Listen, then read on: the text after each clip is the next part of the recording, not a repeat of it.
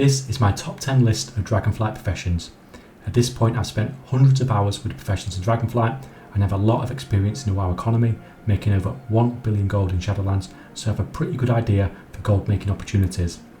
That being said, this list is completely subjective and could quite easily move most of these professions a couple of places either way without too much argument from me. Anyway, let's get on with it, and at 10th we have Tailoring. Tailoring has a full set of bind on equipped rare gear that you can sell. You are also able to unlock vibrant Wildercloth epics through the specialisation system, and you get one of these for each gear slot, including the cloak.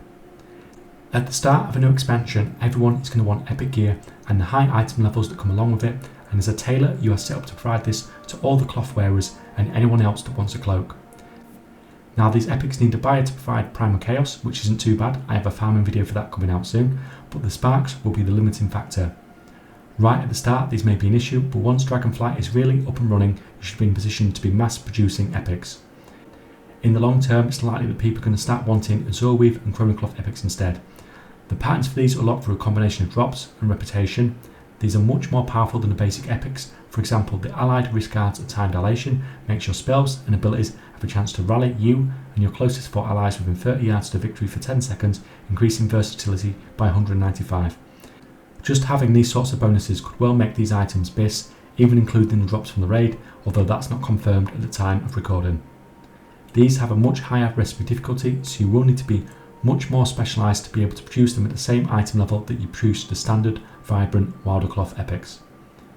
Tailoring gets 6 bits of profession gear that you can craft, but these are likely not going to be all in demand. The cooking one in particular will probably not be very sought after. Even so, the ones for Herbalism and Alchemy will definitely be in demand, so you could make some solid gold here if you wanted to. You could also go all in on making profession gear and unlock the Dragoncloth Tailor Investments, which is some epic profession gear for tailors that they are definitely going to want. It has a recipe difficulty of 475, which is just crazy, and it gives the passive of a chance to occasionally find cloth on Dragon King in the Dragon Isles. From my experience, a lot of the Dragon King drop cloth anyway. In fact, one of my farming videos is based around it, but getting a boost to that from profession gear, which wouldn't usually give you that sort of bonus, is nice. You learn to craft Vibrant Spell Thread from your trainer at level 50, and this is a permanent enchant that gives you plus 59 intellect to leg armour. What we actually want is the Temporal and Frozen Spell Thread that are more difficult recipes to obtain. Both of these give you almost twice as much intellect, as well as either 74 stamina or a 3% bonus to your mana pool. On top of that, both of these are crafting regions themselves for the really high tier crafted epic. These could definitely be a really solid earner in Dragonflight, especially if you can craft them at the higher tiers. Tailoring has bags as usual. We have the Regent bag added in Dragonflight as well, so that's going to give you a few more things that we can craft. The best bags require Chronocloth and Azure Weave bolts, which are some of the main crafting regions for the most insane epics that Tailoring can make. I think what we could end up with is a situation whereby the high quality Chronocloth and Azure Weave end up in epics, and the lower stuff gets hoovered up to make the best bags in Dragonflight. We do have a variety of toys we can unlock as well. The Explorer's Banner of Herbology and the Explorer's Banner of Geology seem the most interesting, offering bonuses to miners and herbalists. This is one of those things that looks great on paper, but I'd like to see how it works practically before I comment too much. Even if they are great, it becomes a thing of making the farmers aware that these things even exist to be able to get yourself some sales. Skinning is awesome in Dragonflight. I did a full in-depth video on it that you'll probably see pop up at the end of this video. There is a lot of gold making potential here. Not only do we have skins, scales and hides, but we also have 8 other materials that only drop from certain mobs on the Dragon Isles. You can specialise in so many different ways. You can generally go for improving the quality of what you skin overall, or you can go more specialised and really limit what you can effectively farm, but be the best possible farmer you can for that particular thing. You could also go for some of the more unusual specialisations that mean when you are skinning, you can get drops of enchanting materials, baits for fishing or even meat, or you could specialise in hunting the rare materials from the creatures that have their own unique skinning drops that we talked about earlier. As well as all that, you could be a bait crafter, which makes traps to lure mobs to kill for drops such as rousing elementals or order. This is actually one of the few ways in Dragonflight to get rousing order. There is a huge variety of what you can do with skinning in Dragonflight, and skinners are going to be busier than they ever have before. We have the Evoker class coming in Dragonflight, which means Leatherworkers are going to be busier than ever, which also means skinners are going to have even more to do. Just because this is reasonably low on the list doesn't mean that I don't think this is going to be an amazing gold maker in Dragonflight. If you're just looking for something you can do without having to think too much about it, but you want to make lots of gold from it, then this is a really good choice. Settling enchants looks really solid in Dragonflight. The basic ones you get from the trainer you can absolutely forget about. They are such low recipe difficulty that anyone can produce these at top quality and it'll just be a cancel scan nightmare. Anything you pick up from specializations or reputation is much more interesting. The recipe difficulty on these is between 400 and 450, and this means that you need to be super specialized to be able to produce these at the highest possible quality. Enchanting is in this weird place where it has no material crafting quality on any of its regions, so you need to get that 400 to 450 skill all by yourself. This means that you're going to have to go all in to super specialise to produce very few enchants, but you're going to have very little competition when you are eventually producing these at the best possible quality. On top of all that, when you do eventually produce those top quality enchants, you'll be selling them to the entire region with the new commodities auction house, so there's some insane gold making potential there. If you wanted to go down a bit of a different route as an enchanter, you can always go for the sub-specialisation for wands and rods. This is a bit of a hybrid sub-specialisation between giving you the runed Kazgarite rod, which is profession gear for your enchanting, and the torch of the Primal Awakened, which is a one-handed epic wand that you can craft for anyone. Now, there is definitely a niche here. These things are going to have some demand, but compared to what you can get elsewhere for your knowledge points, I don't know if this is the way to go unless no one else on your server has done it. There is also a ton of illusion cosmetics. These are either going to be way too common as they are cheap to make and used for leveling, or the better ones are just going to be too expensive for quite some time. There will be gold to be made here in the long term, but it's much further down the line and you don't need to commit your knowledge points to do this. You could also passively make gold over the whole expansion with a disenchanting spec, or rushing Draconic Disenchantment to 40 points so you can pick up resonant crystals before Mythic Plus opens up. This could be an absolute gold mine. I have a video coming out on that one soon, so keep an eye out for that. Herbalism is awesome, not much more to say. There's going to be a huge demand for herbs. More people than ever before are going to get involved in the new profession system now that it's all shiny and different. Run around, click on stuff, make lots of profit. Now, because we have a quality system with the herbs that you are collecting, this means the prices will probably hold on much longer than they usually would. It takes 25 rank 1 herbs to make a rank 3 herb. When we get invaded by bots collecting rank 1 herbs, that's not going to be anywhere near the same effect on the market as in other expansions where the bots were collecting the same as what you was. If you don't want the complexity of the new profession system, then just pick up mining, herbing or skinning, just run around, click on stuff and you make some insane gold, especially for the first few weeks of Dragonflight. In at 6 we have Jewelcrafting, which is looking like being one of my favourite professions in Dragonflight. To get us started, Jewelcrafting has tons of regents that other professions use, such as glossy stones and draconic vials. Draconic vials, for example, have a recipe difficulty of 300 to craft, which makes it really hard to get the highest rank possible. If you want to be someone who's specialised in crafting these intermediate regions, such as vials, this is definitely something that you can consider and is a completely valid gold making option. Cutting gems is what most people think when it comes to Jewelcrafting. The rare gems have a recipe difficulty of between 300 and 325, which means you need to specialise to produce these at a decent rank. Specialisation gives you a lot of skill to make these at the best possible level, but also unlocks many of the best recipes too. You need to be fully specialised in earth, fire, frost or air gems to unlock the ability to be able to cut the epic versions of that gem too. Basically, you need to really commit to one type of gem and you're only really competing with the other jewel crafters who have done the same. Another really good gold making opportunity could be if you throw all your points into setting and unlock the tiered medallion setting. This adds up to 3 sockets to a necklace and will obviously be massively in demand. Sockets are insanely powerful and to be able to get 3 of them, depending on the quality of the tiered medallion, is absolutely crazy. This is going to be an insane seller and perhaps something overlooked by a lot of jewel crafters. Jewelcrafting also has a variety of epic gear that you can craft as well. It has 4 trinkets whose recipes come from reputation. These are not Jewelcrafting only, so you can make these for anyone. The trinkets themselves are solid enough, but they are just random procs which tend to be less popular than something like the Dark Moon cards, which you can have a little bit more control over. Like with many of the other gear professions, you can also pick up better epic recipes than you can get from the specialisation tree as random drops in the world and raid. These tend to be more difficult to craft at a higher item level, but they have bonuses such as your spells and abilities have a chance to empower one of your socketed elemental gems, granting 437 of their associated stat for 12 seconds. These are really good bonuses, so keep an eye out for these recipes if you decide to specialise in jewellery, as this is what people are going to be wanting in the long term. Next we have some statues. These are cute little things. They do provide little buffs, but probably not enough to warrant the cost. I'm sure someone will make a crazy amount of gold from these, but it's going to be a really niche thing and most people won't even know these exist. The jewelled whelpling pets are fine, but these are really long-term gold making. They are locked behind a really high reputation wall. Even when you get past that, you can still make at most once every 3 days, and then you need to grind out loads of Dragon House supplies for each one. Think about these later in expansion maybe. Jewelcrafting can get 4 bits of rare profession gear recipes, all locked behind reputation. All of these are going to be in demand as it's for Enchanting, Jewelcrafting and Inscription. You can make a bit of gold here, and it's a really nice way to level your jewelcrafting skill all the way to 100. Finally, at the bottom we have glasswares. One of these is basically the time-gated region for the whelpling pets. The others are basically a daily transmute that will unlock if you specialise in cutting a certain type of gem. Basically, it allows you to switch uncommon to rare gems once a day for the particular gem you specialise in. Mining is just a really simple and solid profession in Dragonflight.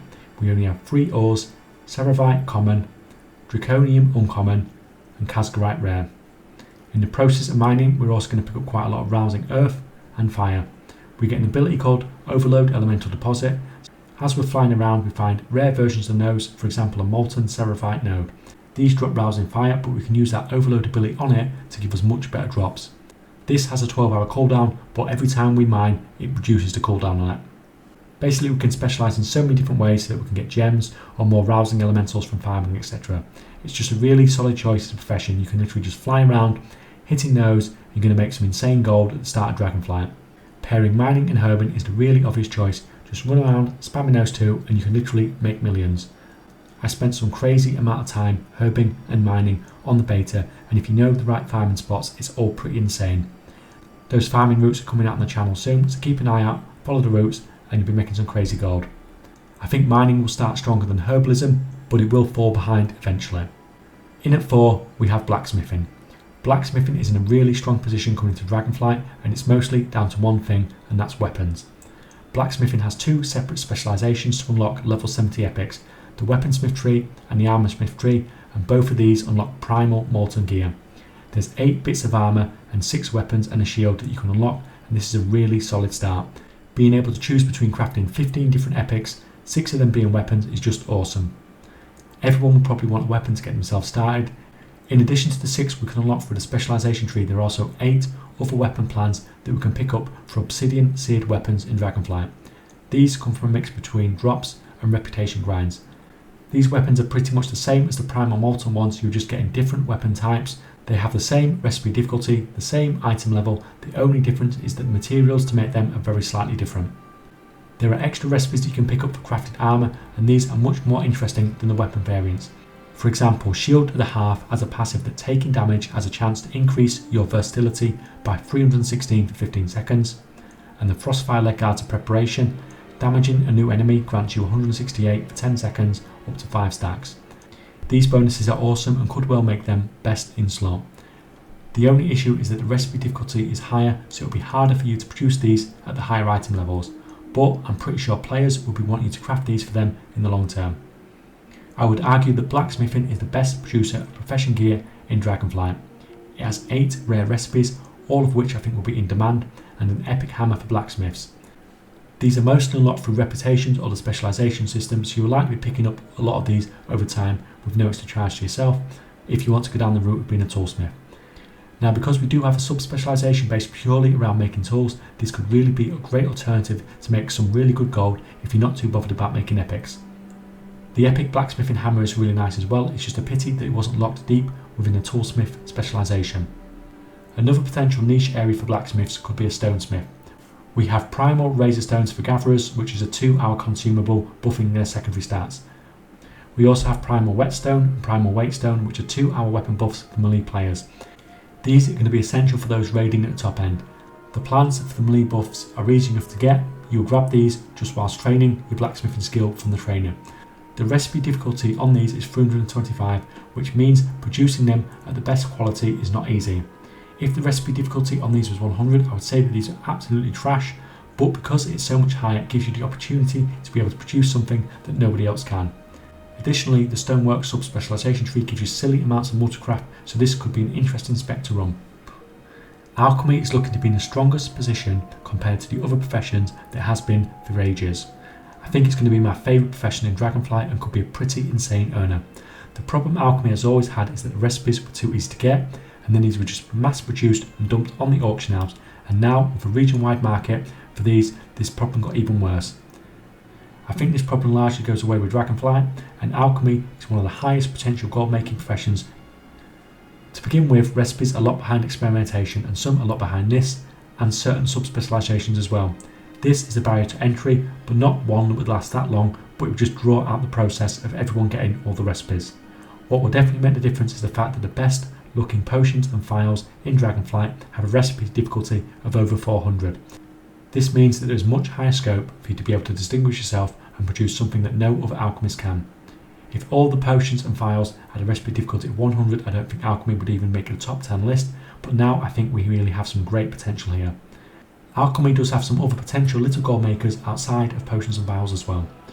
We have the return of elemental transmutes. I have a video coming out for these, but the TLDR is it's fine, solid way to earn gold, but this is more of a thing you're going to do on an alt rather than something you're going to do on your main.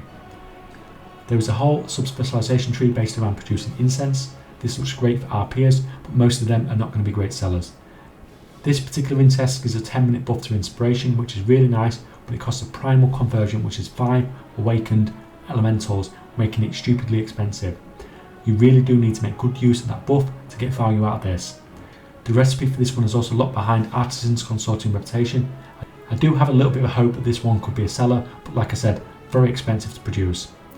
Lastly, we have the epic trinkets that we unlock from the reputation grinds. These look great, and there's definitely going to be some people wanting these, as these are not limited to alchemy. There's not much to say here. There will obviously be some solid sellers, but for me personally, these are just going to be a great way to get my alchemy skill to 100 to produce better potions. Inscription is at number 2 because it has an absolute ton of stuff going on. Let's start with the most obvious big earner, the Darkmoon decks. Many gold makers made millions and millions at start of an expansion making Darkmoon deck trinkets and selling them to the player base, and this will be no different this time around. As usual, these trinkets will be best for many classes and essential for most forms of content at the high end. The difference this time is that we need a huge amount of elemental awakens to produce the cards that go into these decks, which could be a roadblock for mass producing these. The general idea is mass craft the packs that cost you a load of awakened elementals, open it and hope for the card you need to finish a set. Sell the deck, make millions. It's pretty much the same it has been in every expansion with just some very slight differences. This is obviously going to be a really profitable market to get into, but it's also going to be ridiculously competitive. Missives allow crafters to grant guaranteed stats on an item, and this works for profession gear in Dragonflight 2. These will be wanted, but they will be mass produced at low ranks and probably not worth a huge amount. Now you could specialise and try and get these to rank 3, which drops how much they increase the recipe difficulty, which is fine. There will be a market for this, it just feels like it's going to be one that's heavily cancel scanned. As if Inscription did not have enough, we also have two-handed staffs and offhands.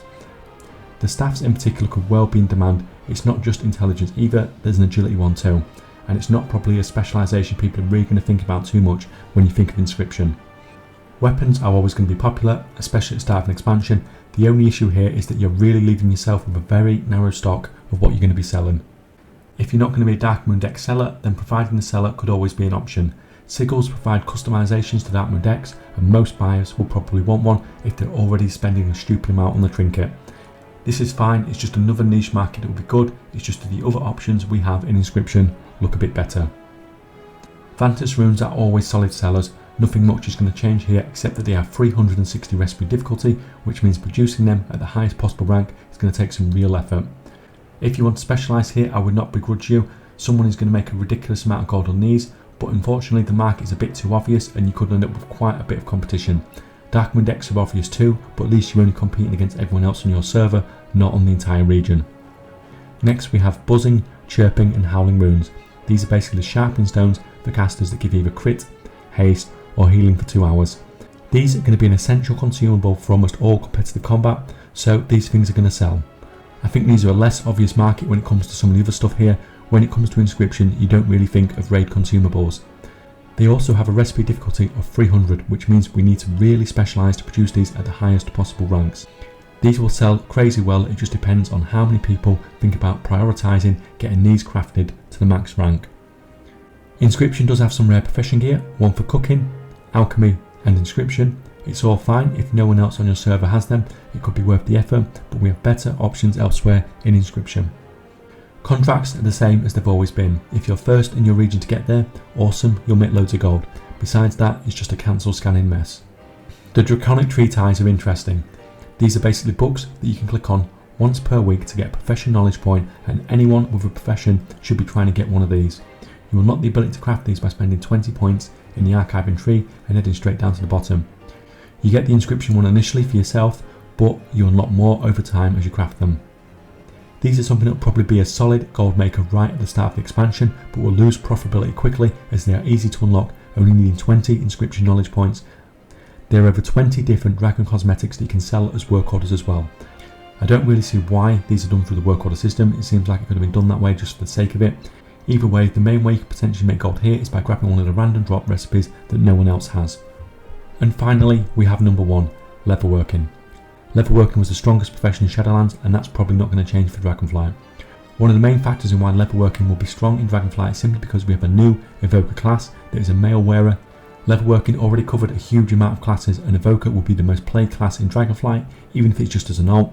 Basically, Leatherworking had a huge market share of the player base before, and that's just going to increase even more in Dragonflight. Like all the other armour professions, Leatherworking gets the usual epic armour that can be unlocked with the profession specialisations, but of course we get both mail and leather this time, so that's 16 epics in total to get us started. We get the usual bind on equip rare sets and the crafted PvP stuff too, once again twice as many as the other armour crafting professions. Like with the other armour crafting professions, Leatherworking gets a large array of recipes that they can unlock outside of the specialisation system. Some of these are drops and some are from reputations, but all of them are significantly more difficult recipes than the ones that we're getting as basic specialisations unlocks. The basic epics have a recipe difficulty of 280, these have a recipe difficulty of between 415 and 450. The difference is insane, and crafting these at the higher ranks is going to be a long-term goal for Leatherworkers because players are going to want these. These are not only decent item level, but they provide crazy bonuses as well. For example, the Flaring Cow says, while in combat you are wrapped in intense heat which burns nearby foes for 611 fire damage every 3 seconds. Pretty awesome for leatherworking tanks. The Scale Rain Grips have a set bonus that states, critical damage and healing have a chance to spur you on, granting haste for 10 seconds, stacking up to 5 times. So basically you're getting some really nice bonuses on top of the item itself being pretty good. As if all that wasn't enough, Leatherworking can also craft an epic offhand and a bow in Dragonflight 2. These are unlocked with specialisation in the Bestial Primacy tree. It's really good for leatherworkers to not only have a ridiculous amount of 33 epic armour patterns to unlock, but to also have a weapon to sell too. We know everyone will be going for a weapon first, and it looks like leatherworkers have got those hunters covered. Leatherworking also has new armour kits in Dragonflight, but rather than being consumables, these are now permanent buffs to leg armour, giving us strength, agility and stamina. There is a basic version that you get from the profession trainer with a low recipe difficulty, so the auction house is just going to be flooded with the top quality version to this one. There is however a much better version that gives nearly twice as many stats, is a harder pattern to obtain and a recipe difficulty of 375. Producing these at decent quality is going to be something that is definitely worth looking into because every strength and agility player is going to want these. We also get drums. Making profit from these is going to be all about stacking, the resourcefulness and the multi-craft. Even if you can make these for nothing, then selling them is still going to be a cancel scanning nightmare. That is it, my top 10 professions in Dragonflight. Engineering, cooking and fishing did not make the list. Cooking is the same as it's ever been. Engineering looks fine, but as usual suffers from a lack of gold making opportunities. Fishing I do think will be really solid, but it's all gated behind Tuskarr reputation, so I did not get to test a lot of it on the beta. I'm curious to hear what's your top 10, what do you disagree with, let me know in the comments below. Thanks for watching guys, and see you next time.